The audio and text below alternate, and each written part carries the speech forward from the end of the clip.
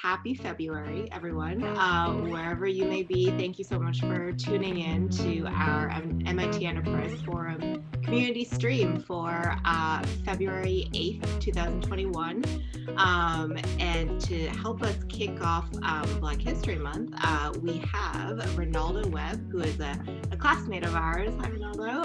Thank you so much for joining us. I will do your brief introduction, and then you'll take it away from there. But by way of brief introduction, Renaldo is the founder at Pet Plate, which I'm very excited to hear about.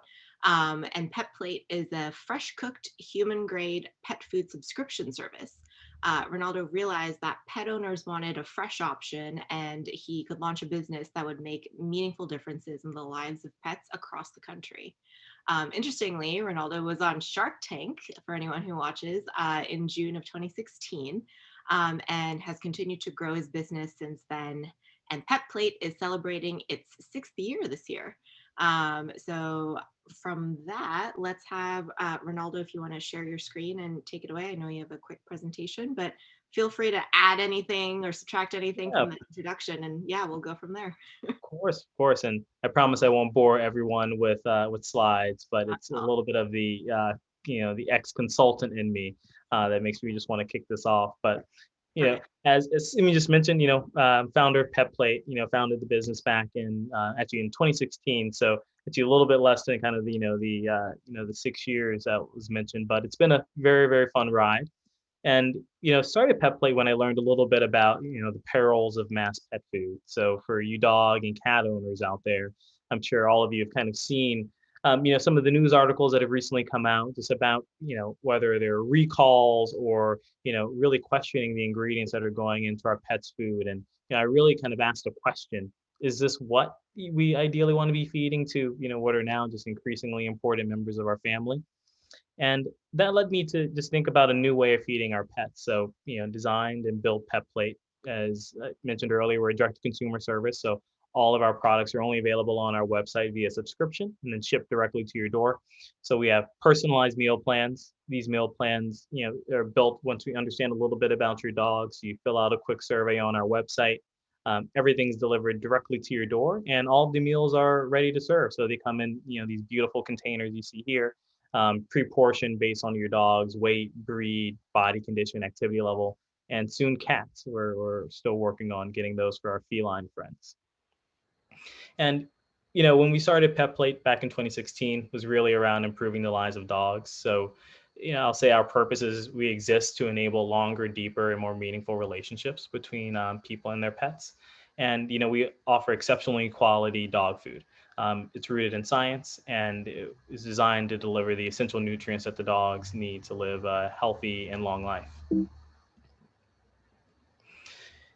Premium pet food has just been, really driving the growth that we've seen in the market. A lot of people are surprised, like, oh, you study physics at MIT, now you've transitioned over to dog food. How is that interesting? And, what I'll say is it's just been like a very dynamic market in terms of growth, going from, the childhood brands you may have remembered when you were a kid with your first dog, to kind of now you walk to the grocery store, you might see a refrigerator with dog food in it. If you walk down, the pet food aisle. And we're really trying to design the next generation of human grade food for dogs at Pet Plate. Just a little bit of insight in terms of the size of the market. It's $34 billion. We're playing in this premium dog food category that's really outpacing the overall growth. And we have a very exciting product development roadmap that I'm currently working on, just to expand, the number of products that we offer at Pet Plate so we can address the rest of the market. Why do consumers love Pet Plate? If you all haven't tried it, I highly recommend you do. We can find a way of getting some coupons out to the MIT alums through the exchange forum. I'll talk to everyone after this about that. But we have convenient packaging, we have very flexible plans, and people love our food. Some of our competitors, Farmer's Dog, Ollie, you may have seen some of their ads online. We test really well when you do kind of the side-by-side bowl studies with dogs versus our competitors. So we find for customers that have very small dogs, that's a really big selling point. And then, we're really data driven at PetPlate. It's kind of the last thing I'll do here before I jump off and start answering questions. We use it for improving our targeting on our social ads. We use it to make sure we have efficient conversions. This helps us, match customers to the right plan for their dog. And then we think about upsells just through the variety of different other products that we have on our website, such as our organic treats. So that's a real quick introduction to PetPlate and what we do. It's been a really fun couple of years working on the business. And, before that, I was a consultant, and, I'm sure I can get into all of that with Simi a little bit later. Awesome. Awesome. Thanks, Ronaldo. So first of all, again, thank you for being here. Thank you for joining us. And I think pet food is definitely an industry that we haven't covered on this series. So I think we do probably want to dive into, a little bit about your background, your history, and like your path overall, and your journey to PetPlate, and maybe, what comes after. But maybe we look back first and then come to the future next. But yeah, can you expand a little bit more on your background? And so, you and I knew each other in college, obviously, but yeah, you were a physics major, and then now you're running a pet food business. So can you talk to us a little bit about how you landed there? It's probably all due to the junior lab, honestly. Okay. Once that thoroughly kicked my butt, I decided, oh, what am I going to go do next with my life? But after MIT, we graduated in 2010. I went to McKinsey and Company, and I was a consultant for a couple of years. And then after that, I transitioned over to Catterton, where I was private equity consultant in their portfolio operations group.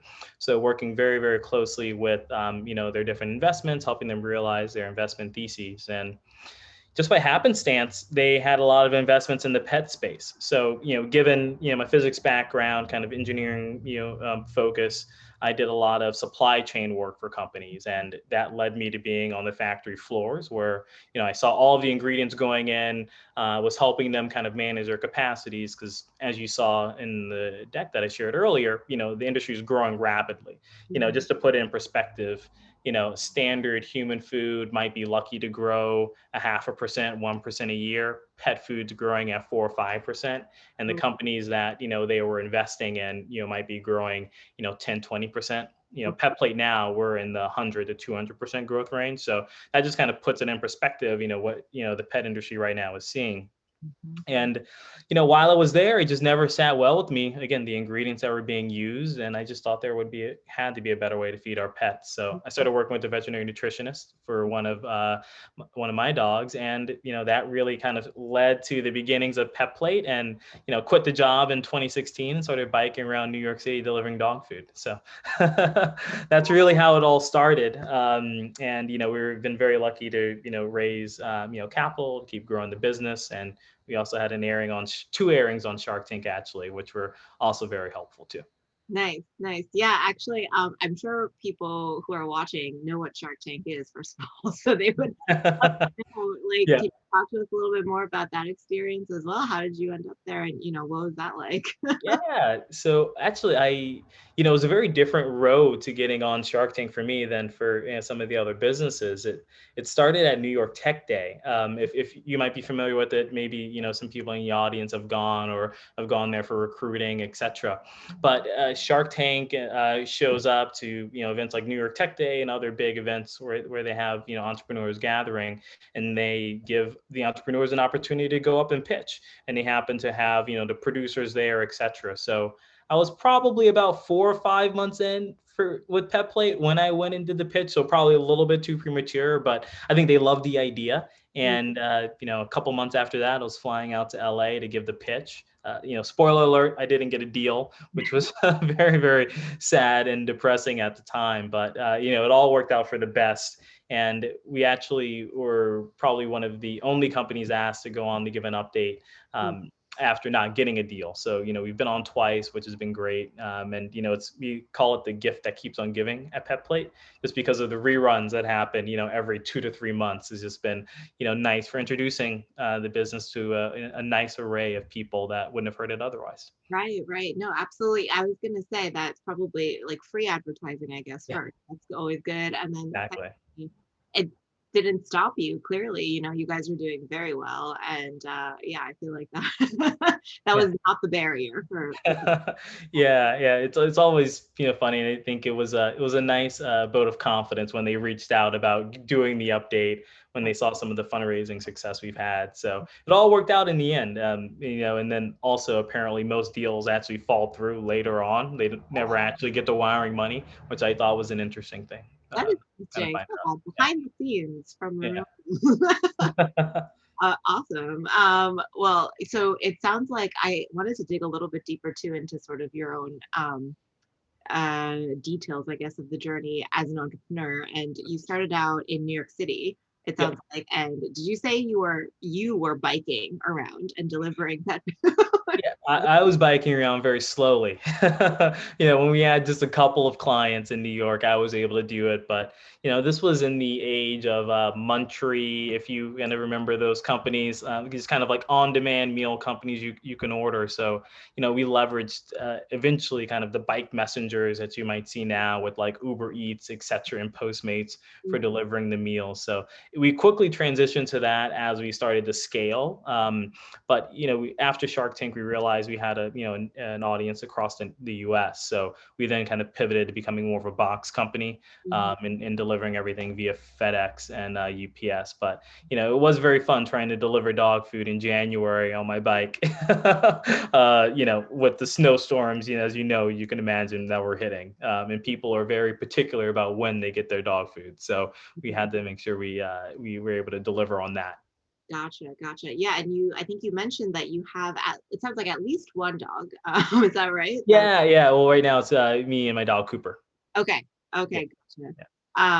And I'm very jealous because I know we talked prior to this, but I do not have any pets, unfortunately. It would be nice to have one.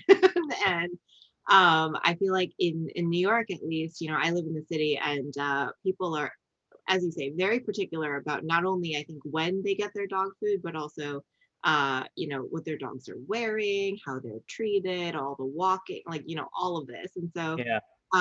did you run into any well, actually, I'll leave it open-ended. Like, what were the biggest challenges, I guess, when you were starting Mm. to develop your product?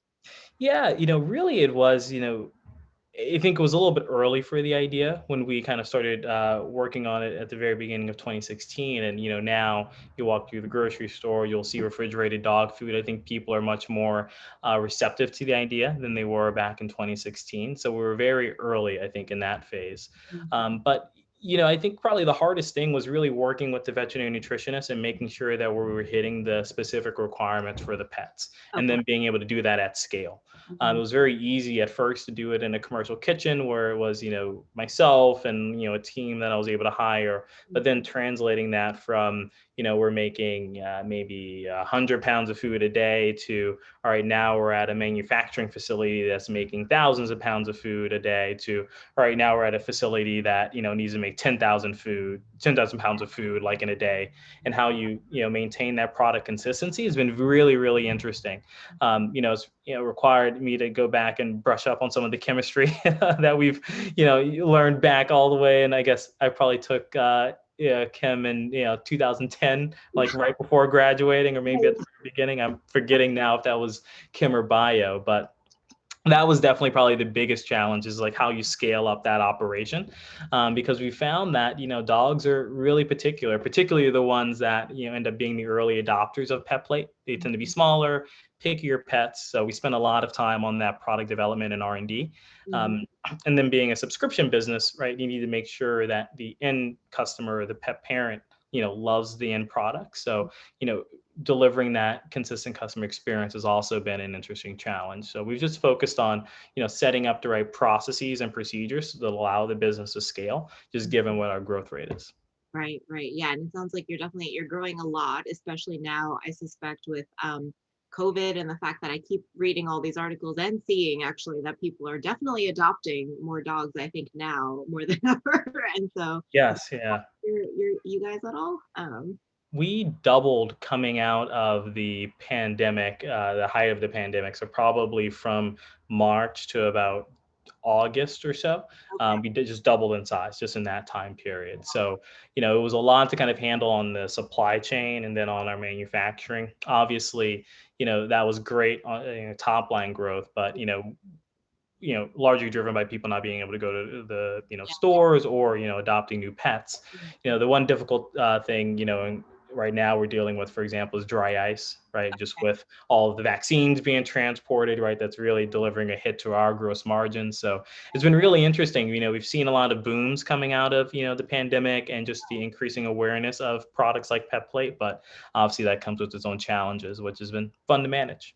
Wow, yeah, and so that is that one of the biggest, sort of, well, actually, maybe, again, open-ended, like, is that the biggest challenge you've experienced during this time period, I guess, over the last year, is sort of growth plus having to I think you mentioned you have some background in supply chain and sort of the logistics, but, yeah, is there, like, 1 or 2 takeaways that you could share with the audience that, I guess, came out of the last 6 to 12 months? Yeah, I would say that, definitely on the kind of, supply chain setup, we've had to be very, I think, nimble at PetPlate to be able to manage it. So before, kind of the new normal, I guess, as you can call it, we had 3 distribution centers across the US that would deliver all of our product. We've now pivoted to 10. So, that was a huge transition for us. And what that's now kind of allowed is just for us to be more nimble in terms of inventory, requiring less insulation to get the same, frozen like output and quality, to our end customers. So, that's kind of, I think, been the biggest learning is that you almost have to over engineer certain things to make sure that it can survive, right? Shocks to the system that were delivered by COVID and other things that you may not be able to predict. Mhm. So we've worked really hard to make sure that we can set up the business for that. And I think we've done it thus far in the supply chain side, and right now we're challenging ourselves to make sure we're doing it on marketing and all the other functional areas too. Right, right. Yeah, definitely. Okay. Wow. Yeah, it's very interesting to see also and hear how businesses have had to adapt over the last year, and it definitely sounds like yours is directly impacted. So yeah. And you know what? We're actually starting to get a few questions in from our audience as well. So thank you all. I'll probably pepper these in as we continue to chat. But I think the first is from Gordon. Thanks, Gordon. Gordon asks, is there any government regulation or companies like Underwriters Lab that regulate or certify pet food? So Hmm. we'll start with that one. Yeah. Great question. So pet food is regulated at large by the FDA. Mhm. So the FDA, will set what ingredients are safe for dog food, etc. Mhm. So they'll say, hey, there can't be any chocolate in your dog's food, right? Or if everyone remembers, maybe a couple years ago, there was a large announcement about grain-free dog food being linked to cardiovascular disease in dogs that was led and pushed by the FDA. So they kind of hover at a very high level, but there's no consistent like registration systems or set policies. Mhm. That all comes from an organization called AFCO, which is I guess a regulatory body in terms of they set the very detailed restrictions in terms of like what label claims you can make, how you have to support those label claims, but they can't actually enforce anything, if Okay. that makes sense. So they set the guidelines that the FDA will then follow, but the FDA may or may not like really hold brands feet to the fire in terms of what these regulations are. And I think that's how you've gotten to a point where, for example, I think recently 20 dogs have died because of, alpha toxin, which is a type of mold toxicity in the food. And it's just because no one's really checking and being there. So it's very, very different than the USDA, et cetera. Mhm. At Pet Plate, how we've navigated this is we're a human grade pet food company. So we actually make all of our food under the oversight of the USDA. So all of our food is made at a USDA facility alongside human food. We're the only pet food that's actually made, in these facilities. So we're using the same ingredients, et cetera, that you would be buying from, they make brands you would find at Target, Whole Foods, et cetera. So that's kind of like what we leverage in our supply chain to make sure that we can avoid some of those nuances there. But at large, again, just to circle back, FDA manages kind of all of pet food. A governing body called AFCO, sets what those policies are, and we follow those when those make sense for us. Okay, gotcha. Yeah, that's actually I don't think I've ever thought about that, in all honesty, about who regulates Yeah. pet food, but I did not realize that it was actually the FDA. And are there other, and this is actually a follow-up question from Gordon as well. So that's probably, that's the federal level. And then are there local and, maybe state entities as well that are sort of, I don't know, consumer groups or actual like formal regulatory bodies? Do you? The Department of Agriculture actually individually by state requires pet food brands to register. So, um, and that's also a legacy of the fact that pet food is generally considered feed. So they would have people register the food that they were feeding to the cows that will end up being your ground beef, Oh, and they treat normal dog food and cat food the same exact way. So that's a requirement just for them to keep track of the different brands that might end up in stores or being sold online in their individual states. But that's a very loose requirement. And they kind of then will follow AFCO's, so the American Association for Animal Food Control. They'll mm, follow their labeling guidelines that they mentioned. So it's all very like loose and all kind of like built around like the idea that all of this food isn't fit for human consumption, so no one's going to eat it, so we don't have to follow it too closely, which unfortunately can have poor outcomes for pets. right. So that's been one of the driving factors between us deciding we wanted to be a human grade dog food company. Right, right. So I was actually going to follow up on that. When you say, human grade dog food, Mhm. does that mean that I can eat pet plates? Yes, you Okay. can. Actually, probably the most exciting thing we did on Shark Tank was we actually brought the food out and fed it to the sharks, Oh which yeah. is pretty hilarious. Yeah, Mark Cuban asked for seconds is Oh, the one kind of cool claim to fame we have there. But yeah, it literally it's ground beef, yeah. potatoes, sweet potatoes, peas, carrots, is in our beef dish.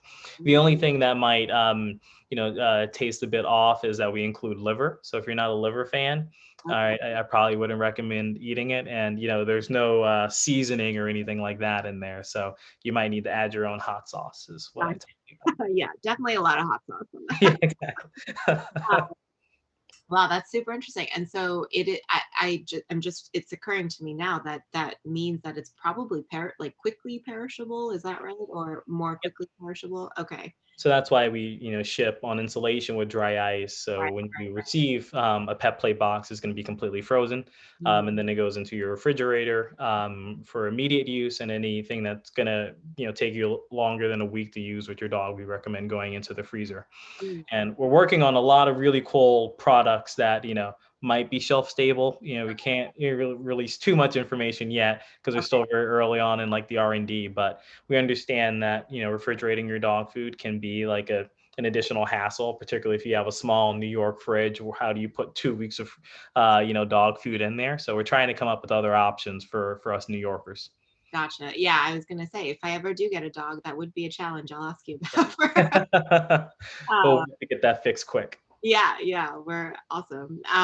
So that actually, we're getting a couple more questions, so that's why I'm glancing off to the side. But could you speak a little bit to some of the challenges you might have faced moving from your physics engineering background to becoming an entrepreneur and becoming a pet food company founder? I mean, that's a little bit of a role shift, right? So, Yeah, yeah. 100%. It was definitely a very much kind of a culture shock, and I think when you typically even switching between industries, I would imagine going from academia to the corporate world, right, can feel like a little bit of a shock. Well, I definitely felt that going from a kind of physics and then going into consulting, and then from consulting kind of going into the world of being like being a venture backed founder. And I think probably the toughest, thing for me was, the roadmap of how to create and scale the business, and the ins and outs of raising money isn't necessarily very, very apparent. Hmm. And, I think that in and of itself creates a lot of barriers. For example, even getting your first meetings to kind of, close smaller rounds of funding, call it $500,000 to $1 million, right? Many of these aren't in kind of like a very open way, right? They're introductions that you get from people that you know or people that may have invested earlier on in your business. Mhm. And I'm sure as everyone's heard, right, fundraising, can take a very, very long time, right? You're going to get way more no's and you're going to get yeses. Mhm. So if you're not able to quickly increase the number of meetings you have in a short period of time, right, that then becomes a little bit harder.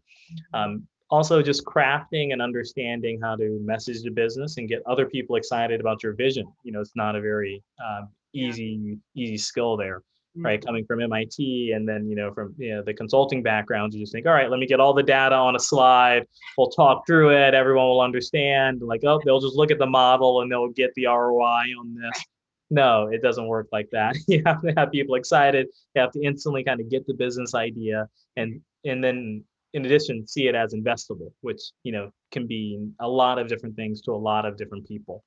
Mhm. So that was definitely a challenge of like how you set all of that up, and it's very just integral to like growing your business in a certain way, and how we tooled Pet Plate kind of coming out of being on Shark Tank was very much tooled to be a venture backed business. So we really needed to kind of hit certain milestones and certain periods of time to continue to be able to raise money. We've been relatively successful at that. We've raised $15 million to date at Pet Plate. So we've been able to continue to chug along and like, really show high growth rates, largely due to just the overall growth in the industry, but, also due to kind of, what we've been able to do in terms of, creating our own niche within this human grade dog food space. Right, right. Yeah, no, totally. And we'll probably circle back to sort of challenges and that in general. But I did that. Your last comment sparked a question, which is you mentioned that the industry as a whole is definitely changing and probably expanding. And even as a non-dog owner, I have seen ads for the other competitors that you mentioned. Yep. What differentiates Pet Plate, do you think, from the other guys who are out there? Yeah. So, we've taken a very conscious decision to differentiate across a couple of different factors. Number one is packaging. So Okay. if you were to go out and buy one of our competitors, you'll probably get a vacuum sealed bag of food that can last anywhere from like 2 to 4 days, depending on the size of your dog.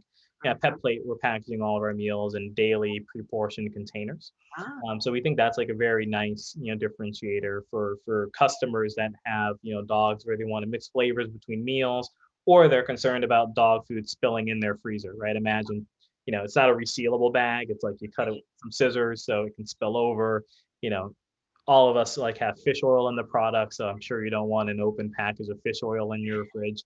So, we think the resealable microwavable containers is just a cleaner, more elegant look. It's Mhm. also allowing us to like go down additional distribution channels a little bit more quickly than some of our competitors. So that's been a nice benefit.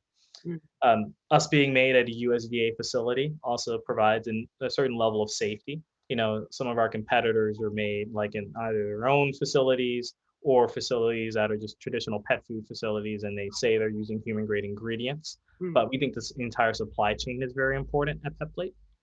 So, we've gone through to make sure the entire supply chain on our end is human grade, so we can just, make sure that we're delivering a higher quality, more consistent product to our end customer.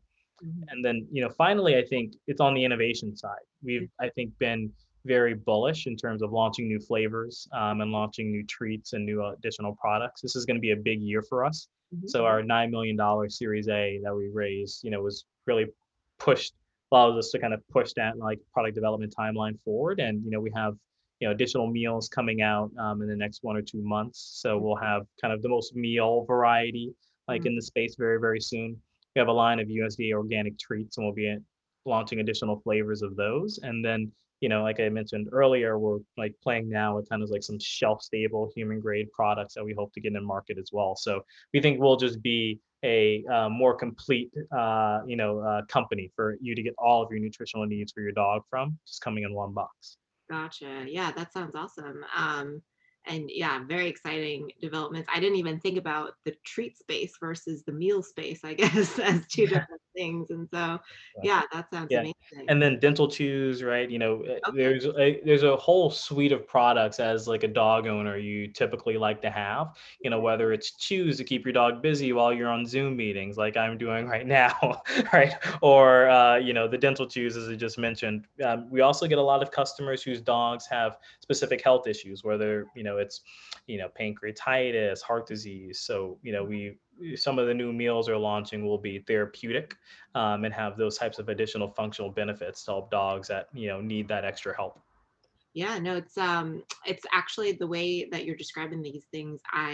If you didn't know that it was pet food, it would almost be, you'd say the same things about people Yeah, food, right? And yeah, human food. yeah. So, Or baby food. We try to or take being a lot food. of we try to take a lot of cues from baby food. Okay, We have a yeah, couple of brands there that we really like that we're trying to follow after, but apply it for dogs and cats. gotcha. Yeah, that makes a lot of sense actually, because they are your fur babies, so you want to treat them like that. Exactly. Yeah. Wow. And how did you, so this kind of harkens back to what we were talking about earlier and, switching industries and switching roles, but it must have been a little bit trial by fire, of course, but how did you sort of have, what resources did you use and sort of how did you get to learn the industry, the pet food industry and Mm. sort of, the Yep. function of being a founder, all of this stuff? Did you just self-educate and learn as you were doing?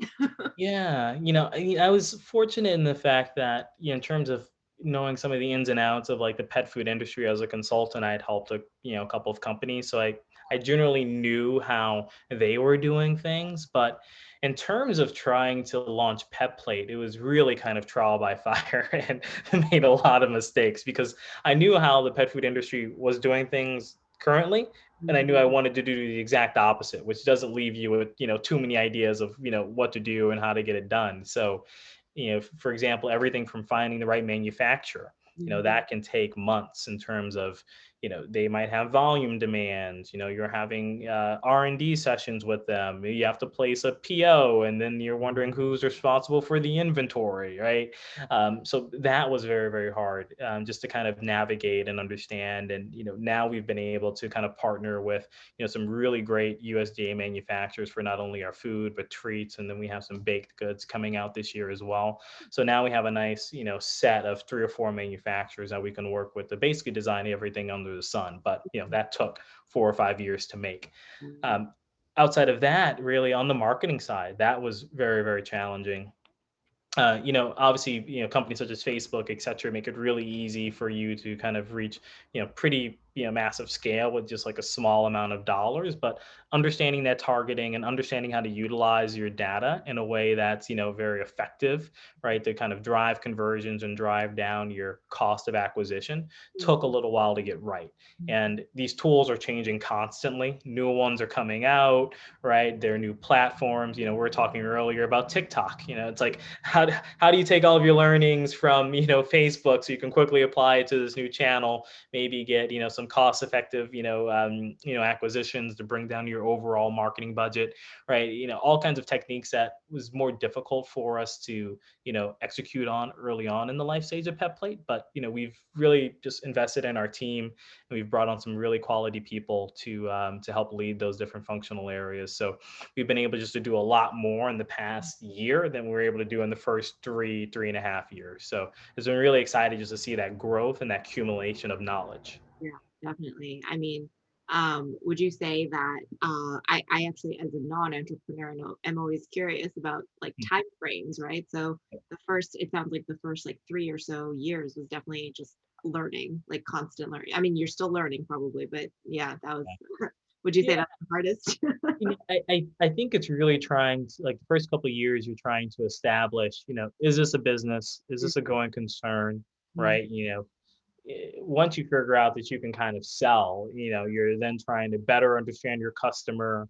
Hopefully you're like, pivoting and, managing your product in whatever ways you need to, whether it's pricing, formulation for us, for example, and you're Mhm. making those adjustments as you gather feedback. And then we're kind of in year like 3 or 4, it's, really time to, I think, start leveraging the data, at least for direct to consumer businesses. Mhm. I would say this is very, very true. Start leveraging the data you have, like, at your fingertips in a very powerful way. so that you can understand what the return on your investment in marketing dollars is, understand who your best customer is and how you can go out and get more of them, right? Understand what additional products your customers want for you to increase your average order value. There are all these things that now you can kind of start doing and questions you can start answering that just lead to kind of business growth. And it Yeah. takes a little bit of time to get there, but once you do, right, you really kind of see the acceleration in your business metrics. Right, right, right, right. Um, so related to that, actually, I feel like I'm always interested a bit in, yeah, what comes out of the data, basically. So you've Yeah. collected all this information, Mhm. and I would be curious to know, did you have a couple, maybe one or two insights, as it relates to like your customers, actually? So the pet Mhm. parents, Yeah. that was surprising to you, or sort of like revelatory as you were kind Mhm. of doing this discovery process? Yeah, it's very interesting because I think when people imagine the data we have at our fingertips, I think people believe it's a lot more granular than it really is. Like we know households are shipping to. The interesting thing we can analyze is like information about the pet because we collect way more information about the pet than the actual owner. So we have breeds that we're specifically going after, and breeds that like generate way higher ROI than others. So now we're working to get those breeds into our emails and Sure. find breeders that are selling those breeds of dogs. So that's been a whole nother interesting rabbit hole that we've been going down. But in terms of our customers, for us, it's really we do a lot of cohort and retention analysis. So Okay. basically, when did someone order? All right, did they reorder? If so, how long did that take? And then what does that tail look like? And generally, it kind of makes a curve that looks like that. Yeah, Mm. at PetPlate, we do really well on retention. Probably because people don't like switching their dog's food, but we start segmenting our customers in terms of region, household income, et cetera, for us to figure out where we do the best. And some things that really stood out to us were, we actually do just as well, with customers that, are in kind of lower income tiers as high income tiers, Okay. right? And we think it just speaks to the overall need of, some of these products that we're offering and selling. So that was very interesting. You might want to we might want to tweak our algorithms, on Facebook, to only go after certain household incomes, but we just realize, hey, we're just missing out on people whose dogs are also picky eaters, or dogs also have sensitive stomachs that are looking for products that are going to work and are willing to pay for them if they do. Mm. So, that was probably the biggest learning we had that, was really helpful for us kind of in that, 2019, 2020 time period in terms of growth. And now we're just looking for additional insights. We leverage Looker, pretty regularly, and we're trying to leverage up our data science skills. So if anyone's interested in helping and diving into dog food data, definitely reach out. We would love to help. Okay, yeah, you heard it here first, Yeah. or maybe not first, but you heard it here. State needs data scientists. Yeah. Yeah, I know a few people I can send your way probably myself. So yeah, Oh, there we go. That would be great. we'll chat offline.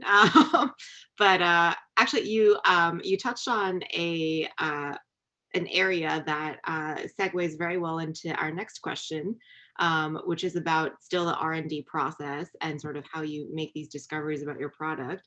And so we've received a question that says, I've read that one of the main requirements for pet foods is the quality slash regularity of, I will say, bowel movements that the Mhm. pet produces. Super good. A, is that true? And B, how does the R&D process work around that? If so? Yeah, yeah, no, we talk about poops a lot at Pepsi. Okay. Actually, it's very funny. We've been going through a brand redesign, and Oh, like, again, one of the things we've like sussed out from interviewing our customers is how much they care about their dogs being regular and yeah, their morning walk not being a mess, for lack of a better terms. gotcha. And so that's one thing we highlight very heavily across a lot of our touch points, that this is a benefit you should be seeing.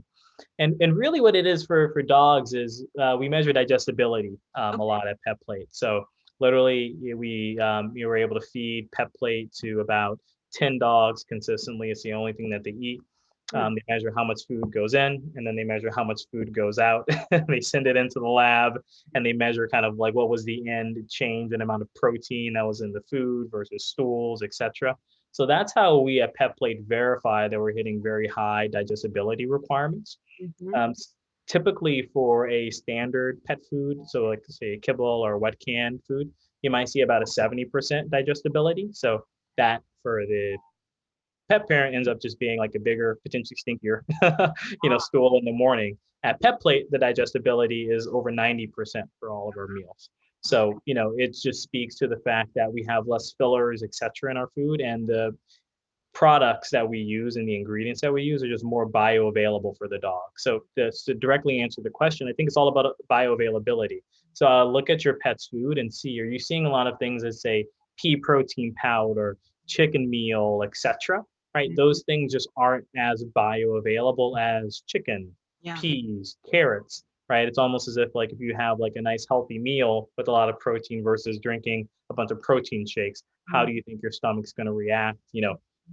I Mhm. always hate to draw 100% like, corollaries between humans and dogs because they're very different and have very different digestive tracts. But I do think that there are some kind of common sense nutritional things you can glean, from your own health. So I hope that answers their question. Right, right. Yeah, thanks for that question. That was an interesting one that I had not thought of. But again, I don't know if we talked about this, Ronaldo, but I currently work at a biotech and drug Mm. development, and a lot of these things are the concepts are very similar in terms of Yeah. Oh, how you that's study. cool. Yeah, yeah, how Yeah. you study. It's like you're running clinical trials for your pets, for your dogs to see what happens. Yeah, well, especially on the veterinary side, this is data that they want to see. Right now you're not finding, pet plate at vet clinics or anything like that. But to the extent we want vets to feel comfortable recommending our foods Right. and our veterinary nutritionist wants to feel comfortable recommending our products, they're just standard sets of tests that they ask you to run that we do. So that's probably where kind of, it's very similar to what you're doing, but it's interesting. I think, there's still a long way though for, I think, pet food to go in terms of meeting some of those, great requirements I'm sure you're working on. Sure. Well, we could all be a little better, I'm sure, when it comes to quality. But yeah, that's very interesting. So a couple more audience questions. Um, Actually, as a follow up, we'll just hit this one and then we'll go back to the top of the chain. But um, I think this audience person read my mind because when you said, pea protein or sort of like protein shakes, I also thought of Soylent, which has been No, marketed in humans for a while, I think, and popular, I think, with the tech community, from what I yeah, yeah, understand. San And Francisco probably. yeah, exactly, exactly. As this Yep. like efficient nutrition in a bottle. So given the success of Soylent in the past few years, have you thought about marketing your product to humans? Yeah, no, I think we probably will stick with dogs. I think we'll stick with dogs. Yeah, I'll say even though it is human grade dog food, we have like properly designed it for pets. So the some of the macronutrient profiles, et cetera, wouldn't be, great for people to eat like consistently. Yeah, yeah. Optimized for pets for Yeah. now. Yeah, and yeah, also to add on to that, as we were just saying, from a human clinical trial standpoint, you probably have much more regulation and testing to do if we want if the pet plate wanted to go that route. Oh, yeah, 100%. Yeah, yeah. But on the note actually about regulation and manufacturing again, this was an earlier topic where we were starting to talk about government regulation, the fact that the FDA is sort of overseeing, what goes in to our pets. So specifically on manufacturing, Gordon asked, do you have a facility where you make the food, develop improved food, package the food, et cetera, et cetera? So you touched on this, and these are Yeah. your, I'm sorry, you said the agriculture, no, something. They're certified sort of Yeah, facilities. they're USDA. Yeah, USDA manufacturing facilities. Yep. So we have a couple that we work with and answer your question, Jordan.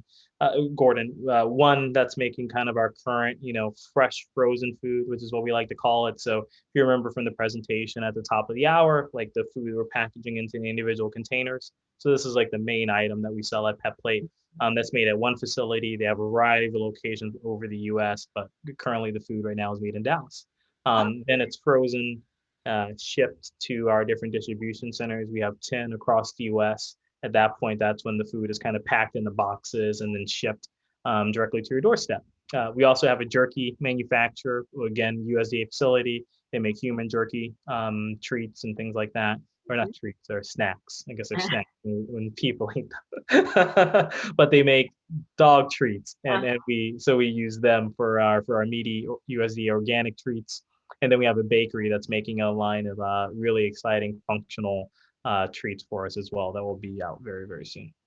Baker, interesting. Okay, that sounds interesting. We'll have to keep an eye on what's coming down the pike in at Pet Plate. Gordon also asks, have you ever had pets not like your food, and what happens then? Yeah, yeah. So we have a 100% clean bowl guarantee at Pet Plate. So unfortunately, we find a lot of very, very small dogs. Another thing that came through with the data, we find that dogs under 10 pounds, more than likely their parents are feeding them a lot of table scraps, Oh, cooking for them, etc. So we do run into palatability issues as the dog gets smaller and smaller. So that's one reason why we just have to continuously work on our meal quality, work on launching new flavors so that we can keep those dogs interested. But yeah, it's a myth that dogs will just eat anything if you put it in a bowl for them. So that's not been kind of like, the experience for a lot of our customers. So it's really important that, we have a high quality product that the dogs love. interesting. Yeah, and I'm curious actually about the flavors. So what is your most popular flavor, do you think, or does it depend on the breed a little bit in terms It probably does depend on the breed, but right now we sell the most of beef and chicken. Okay. And then we have turkey and lamb, and we're working on a pork and venison diet that Oh, should be out in the first half of the year. gotcha. Okay, very cool. Okay, so moving along. Interesting. Okay, so I think I'm just looking at the time here, and we've spent some time talking about the technical aspects and sort of product development, especially at PepPlate. Maybe we transition a little bit more over into a higher level view of, like, your journey and sort of I know in our audience we probably have some folks who are interested in either becoming entrepreneurs or starting their own journeys, and so maybe we transition a little bit to that part of the talk. So on that note, Andrew asks, did you encounter any challenges, especially related to prejudice or stereotyping, when you entered the world of pet food suppliers when you first started out? So we'll Mm. start there. Yeah. Very, very interesting. I was expecting the end of that question to be kind of venture capital. Uh, I will say, in the pet industry, mm, even more so than some industries, it's very it's very not diverse. So there's not a lot of diversity in pet food companies, which is pretty sad. And I think that was, I think, a little bit of a challenge getting into the nutrient space. Luckily, I think, we don't, leverage or count on kind of, the pet food space to kind of, do most of our products or most of our product development, right? We're working with USDA facilities, et cetera. So we've been able to, I think, avoid that. But in general, if you just look at kind of, the CEOs of most of the larger kind of pet food companies or pet tech companies, et cetera, there's just less diversity there than there would be in kind of the tech space, mm. which is just a little bit surprising, given I think some of the feedback that a lot of the tech companies have gotten about how they need to work on their diversity and inclusion as part of a kind of key business strategy. So I was surprised to see that in the pet space. I think at Pet Plate, we're trying to pivot across from that. Obviously, with me as founder, but we have a very diverse management team, a very diverse board, and we're really happy about that. So hopefully, we as a company can be an example there. Yeah, absolutely. And do you mind actually digging in a little bit more to that, a little further? And I would ask, I guess, I'm curious about um, DNI, as it's known Mhm. usually, right? Yeah. These days, Mhm. diversity and inclusion has become, I think, such a big buzzword in some ways, Yeah. or a buzz phrase. How do we sort of, as a community of individuals, but also, corporate people, whoever it is, how do we sort of pay more than maybe just lip service to acknowledging that DNI is an important variable in our work lives, professional lives, as well as personal lives. Do you have any thoughts on that? Yeah. I think it all starts first with education. Hmm. And I think just the more you know about kind of a different topic, I think in general, the more you're interested in it, the more you're kind of interested in kind of how you can solve some of the problems that you're learning about. So I think education is first and foremost. Hmm. There are a ton of different resources out there. I'm sure people have kind of heard of the stats. I think just throwing out a few. 1% of venture-backed founders are Black, right, or African American, right? I think it's 17% or 15 or 17% are female. Mm-hmm. So I think it's very interesting once you continue just to go through and just see like I think it's less than 50% of VC firms have a female general partner or partner, right? Less than a third of them have like a black like partner, etc. So when you really look at diversity and inclusion, specifically as it relates to kind of underrepresented minorities and then women, I think you quickly see that there's a little bit of a an obvious disparity there, right? And that's just looking at the firms, and then I think you directly see that translate into who gets funded. Mm-hmm. Um, you know, in terms of like the different like group sessions I've been in and talking to other founders, right? The common bit of feedback sometimes you get is like, oh, I just not sure if you're like a fit, or I just couldn't really get excited about this deal. I think there's a lot of that kind of comes from not having a very diverse like environment where kind of everyone's ideas and experiences are kind of equally weighted in a certain way for those investment decisions. Mm-hmm. And I think there's a lot of interesting research also happening in terms of specifically as it relates to kind of the pitching aspect Mm-hmm. for entrepreneurship. I think Harvard Business School recently, or a couple of years ago, released a study specifically focused on like female founders in terms of the types of questions they were asked versus the types of questions male founders were asked. Very much the male founders were asked about kind of big aspirations versus the females were asked, well, what about this challenge and how do you fix that? Mm-hmm. At a very like disparate proportions. So it's really interesting, just like the complexity of the problem. So I think just researching that is probably where I would start, and then finding out where you're kind of passionate about making a difference. And I think from that angle, there are a ton Yeah. of ways that everyone can get involved in ways that best suit kind of their skill set and their interests. Mm-hmm.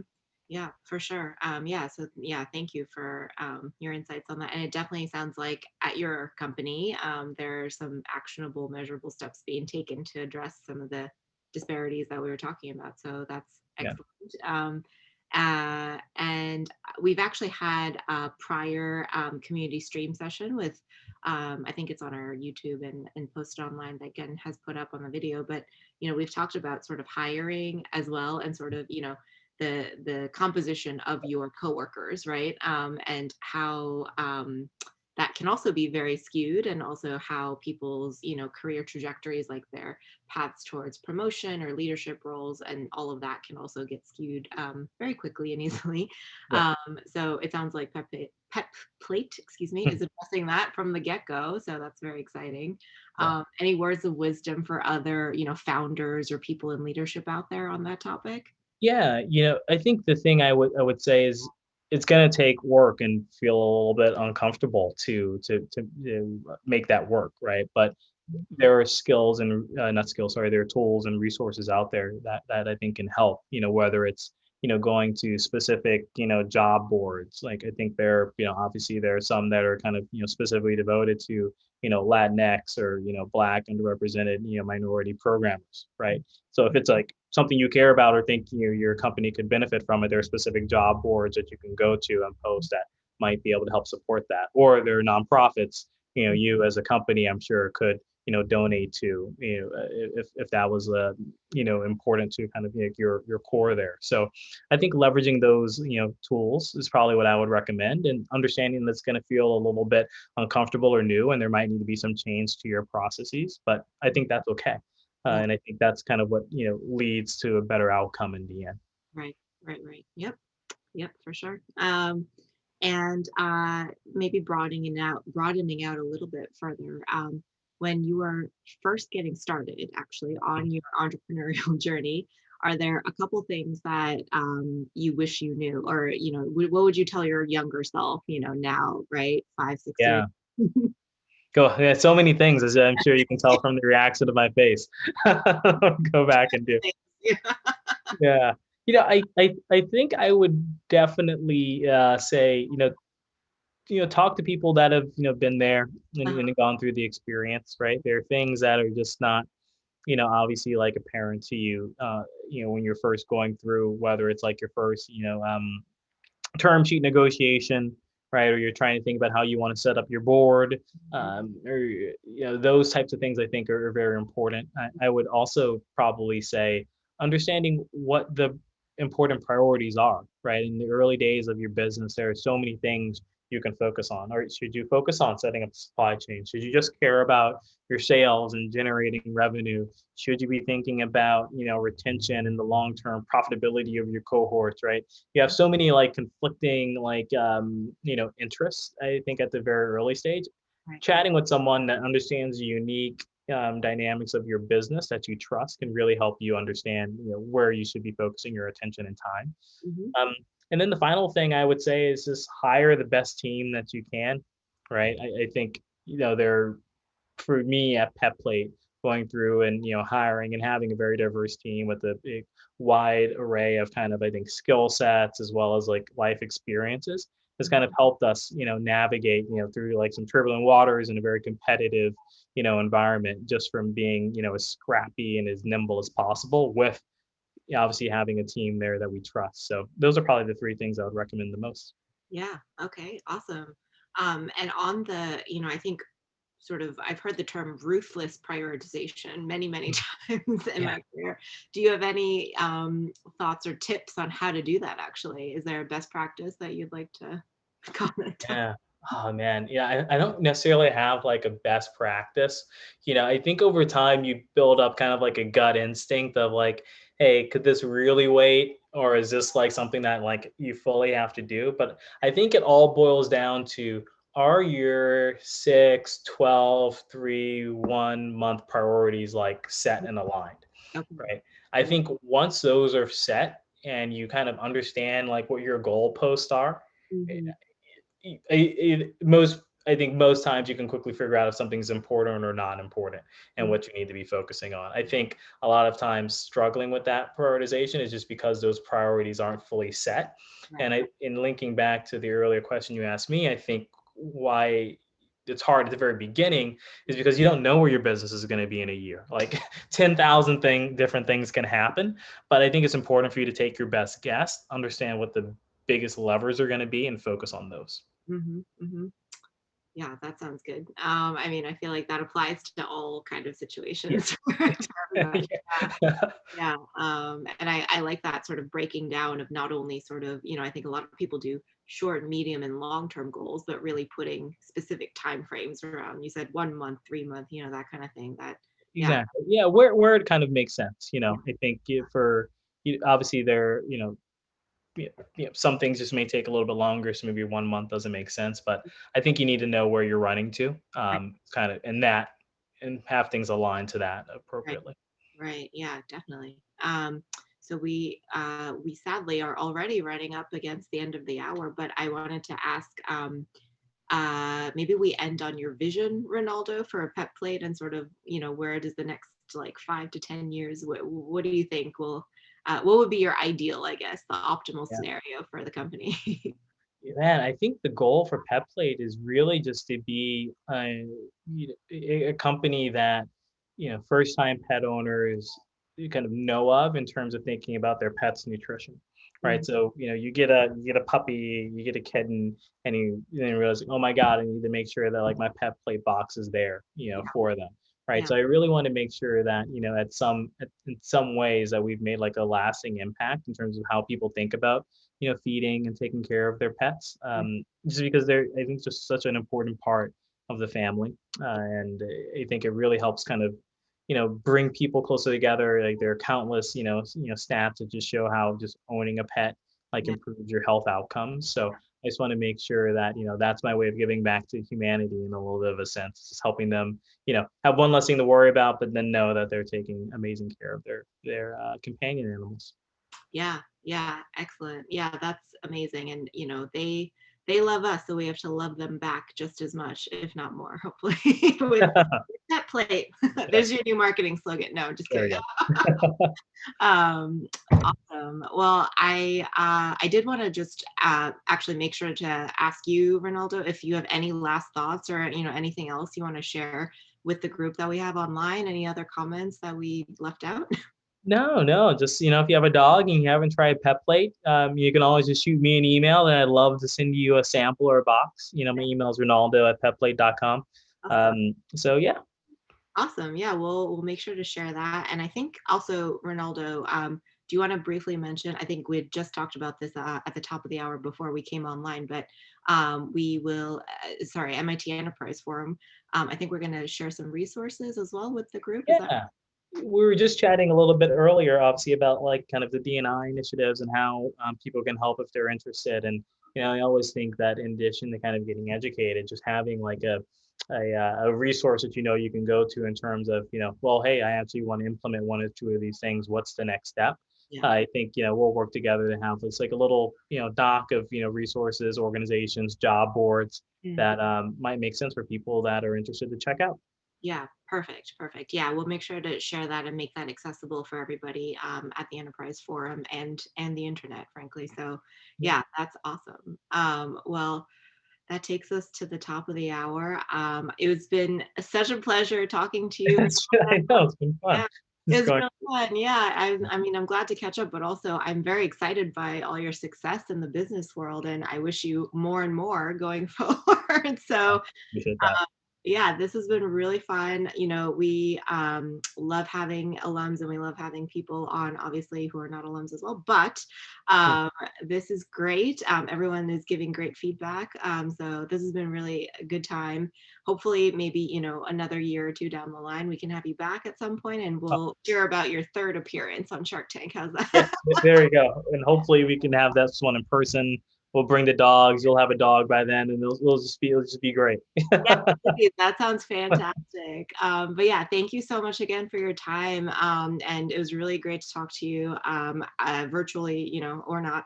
And thank you all for your participation, everyone. I think our next event is coming up in another month or so at the beginning of March. But Ronaldo, it was a pleasure to have you. Thank you so much for sharing your journey with us. And we will talk to you all soon. Thanks, everyone. Awesome. Bye, everybody. Bye. Have a good night.